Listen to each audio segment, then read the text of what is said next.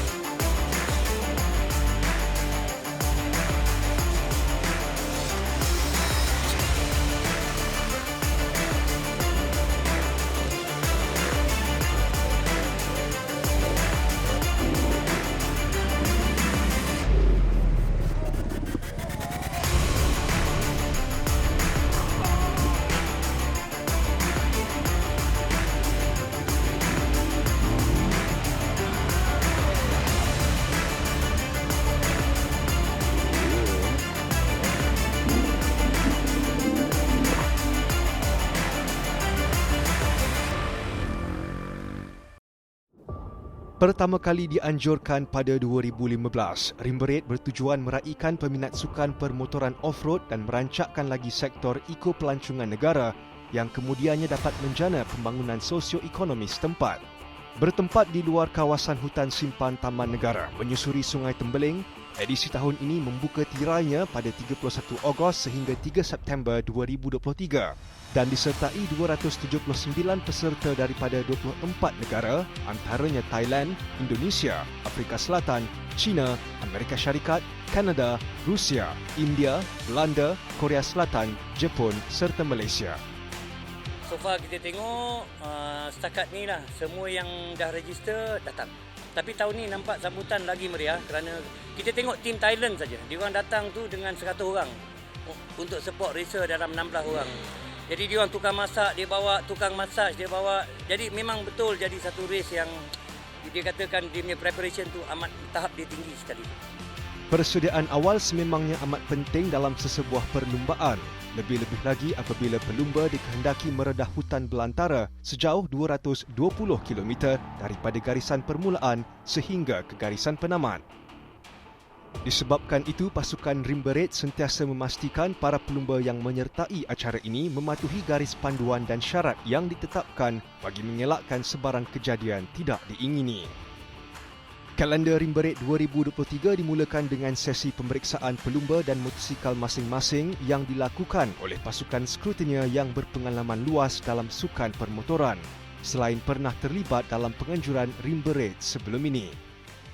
Mula-mula kita akan cek rider punya equipment daripada kepala sampai kepada kaki, helmet, boots, apa-apa armor dia pakai. Secondly, kita akan cek dia punya bike. Okay? Bike punya main function, tak ada leaking, suspension, brakes, chassis. Lepas tu kalau dia bawa extra petrol, pastikan dia punya container tu tak boleh bergerak, tak ada leaking. Dan juga rider kena bawa air yang cukup. Edisi kali ini menyaksikan 3 kategori utama dipertandingkan iaitu Kelas C, motosikal 1 silinder 250cc ke 800cc, Kelas B 250cc ke 999cc dan Master Kelas A 1000cc dan ke atas. Menggunakan format time attack atau pecutan masa, antara kategori yang turut menjadi tumpuan peminat sukan lasak ini adalah kategori wanita, di mana tahun ini seramai 21 pelumba wanita telah mengesahkan penyertaan mereka.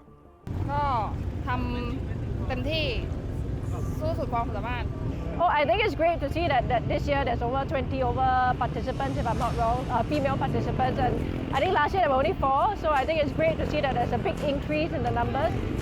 It just shows that more and more women are riding, and not just riding, they're also, daring to compete against like 200 over men. So yeah, good job to us, ladies.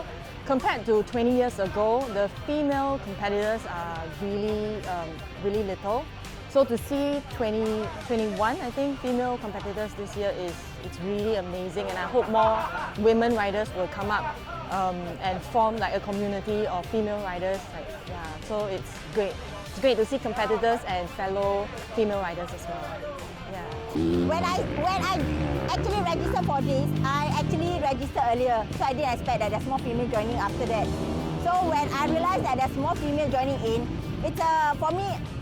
It's good, you see, because at least I know we can see each other's strength, and we can actually like ride together, and we know each other because they actually came from worldwide, all over the world.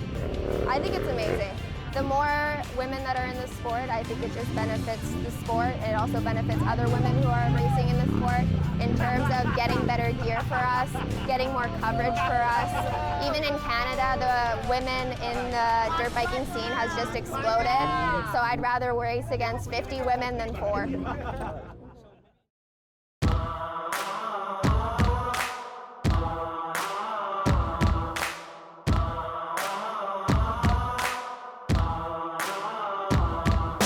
Berbanding edisi rim berit pada tahun-tahun sebelum yang menggunakan sistem cabutan nombor bagi menentukan petak permulaan, rim berit 2023 tidak lagi meletakkan tuah sebagai faktor penentu. Sebaliknya, sebuah perlumbaan prolog telah diperkenalkan di mana kesemua pelumba akan berlumba sebanyak 3 pusingan di dalam litar enduro bagi mendapatkan catatan masa yang terbaik dan menentukan siapakah yang benar-benar layak untuk memulakan perlumbaan di petak hadapan.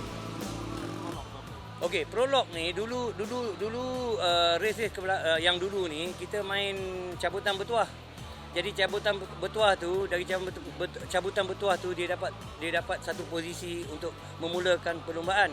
Bila cabutan bertuah ni orang yang tak laju mungkin di depan orang yang laju, dan pasal trail ni ada tempat yang sempit, diorang jadi traffic jam. Jadi mereka yang betul-betul bagus memang komplain lah apa pasal saya kena blok.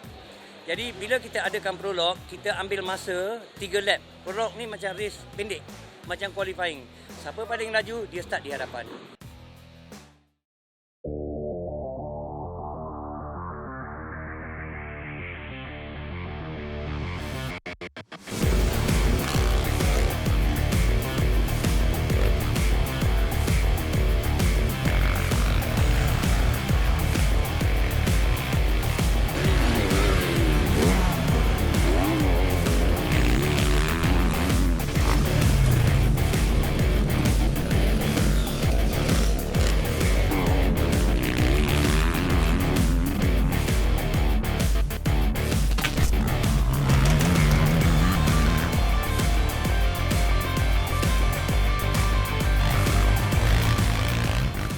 Walaupun hanya 3 pusingan, namun perbezaan di antara pelumba berpengalaman dan yang kurang berpengalaman jelas kelihatan, terutama dari aspek tunggangan dan kawalan motosikal, kedudukan badan ketika mengambil atau keluar dari selekoh dan jarak yang diambil sebelum menggunakan brek. Namun kemahiran pelumba di litar prolog tidak semestinya dapat ditafsirkan pada hari perlumbaan, memandangkan bentuk muka bumi dan halangan yang terpaksa dihadapi pelumba adalah berbeza-beza. I'm pretty happy. It was a lot of fun. I try not to take it too seriously and get too stressed out. It's difficult to sit in a lineup and be cold and then hit the track really hot and ride fast, but it's fun. There's a couple jumps, a couple fun corners. Just exciting to ride the bike. The track is good. It was dry, pretty good traction. I'm better in the technical terrain, more rocky, a little bit more challenging, so motocross is definitely not my strength. So I did okay, I think, but definitely not where I thrive. But yeah, track was great. The organizers did a great job at the prologue. So yeah, it was pretty good. Okey, alhamdulillah. Semua okey. Track pun okey. Nak cakap susah sangat pun tak, nak cakap senang sangat pun tak. Mencukupi untuk kita ambil starting grid lah. Lain semua. Performance motor pun okey. Saya pun alhamdulillah okey. Saya berpuas hati sebab target saya memang untuk go slow and steady. At least dapat below 100 punya position dah mencukupi. Memandangkan keadaan hujan yang akan esok kan, mungkin dijangka hujan, jadi play safe lah.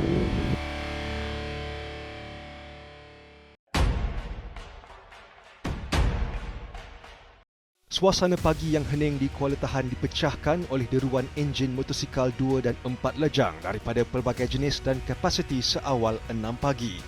Debaran kian terasa di dalam diri setiap pelumba sementara menunggu konvoi yang diiringi kenderaan Polis Diraja Malaysia bergerak ke garisan perlumbaan terletak tidak jauh dari Kampung Pagi.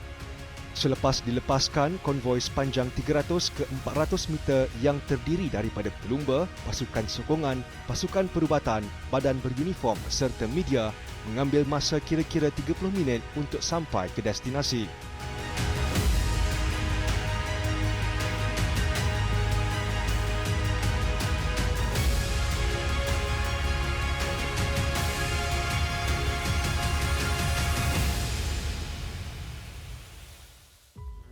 Persiapan selesai, latihan selesai. Kesemua latihan dan persiapan ini akan menentukan nasib mereka ketika mereka berada di dalam hutan kelab. Malah strategi yang diguna pakai ketika mereka berada di dalam hutan belantara ini juga akan menjadi penentu kepada nasib mereka, sama ada mereka menang ataupun kalah ataupun mampu menghabiskan perlumbaan Rim Beret 2023 ini.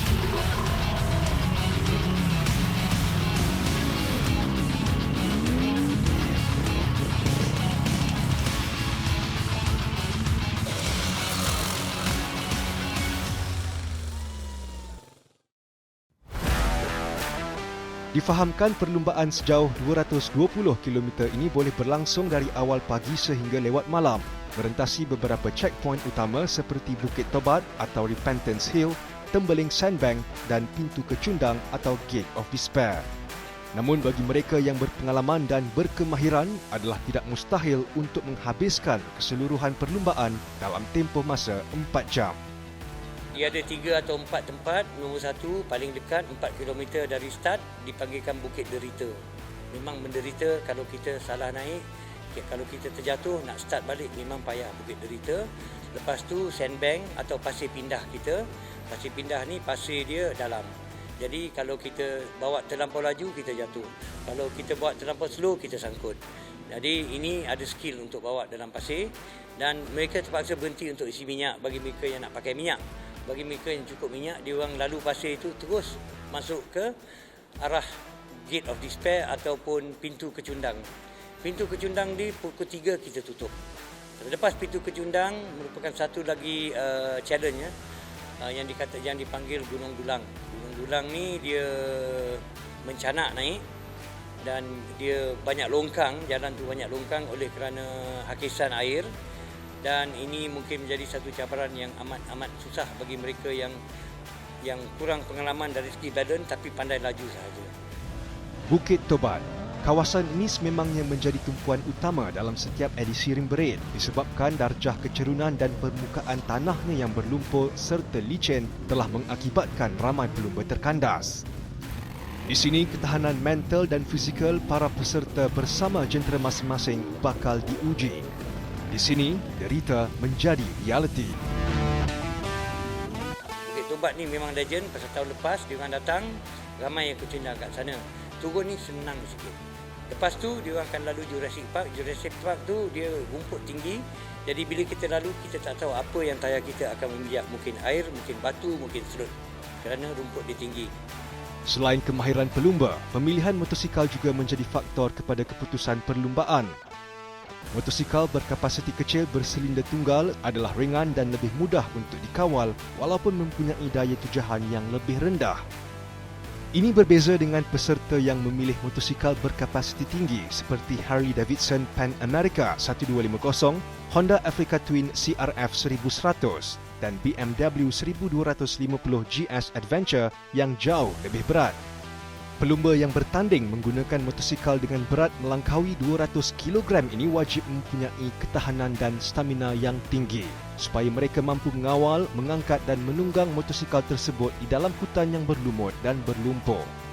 Disebabkan itu, sejumlah besar pelumba Ring Berit tahun ini memilih untuk bertanding dalam kelas B, menggunakan motosikal yang separa ringan dan mempunyai daya tujahan sederhana antaranya Yamaha Tenere 700, KTM 790 Adventure, Ducati Desert X serta Motomorni Escape 650. So, bila kita main endurance, ialah macam kita lari Ironman. Lawan kita lari 100 meter, 100 meter, lain cara dia. Ring Berit macam kita buat Ironman. Kita kena conserve energy, kita banyak kena pakai strategi dan juga kalau kita pergi terlampau laju, mungkin minyak kita tak mencukupi, bahan bakar kita akan diserap oleh enjin dengan lebih lagi. Selepas hampir 5 jam, pelumba Malaysia Hazim Hayazi menjadi individu pertama dalam kelas C untuk melintasi garisan penamat. Anak muda berusia 24 tahun yang menaiki motosikal Fantic XEF 250 Trail menamatkan perlumbaan dengan catatan masa selama 3 jam 41 minit. Diikuti rapat pelumba kelas B dari Thailand, Tribe Hop Puntaing dengan catatan masa selama 3 jam 55 minit. Bagi Master Kelas A, Piala Seladang Ring Berit 2023 jatuh kepada pelumba Malaysia menerusi Syamsul Azhar Abu Hazim dari pasukan KTM Malaysia menaiki jentera KTM 1290 Adventure R. Yang lepas saya dapat nombor 5 disebabkan kerosakan motor.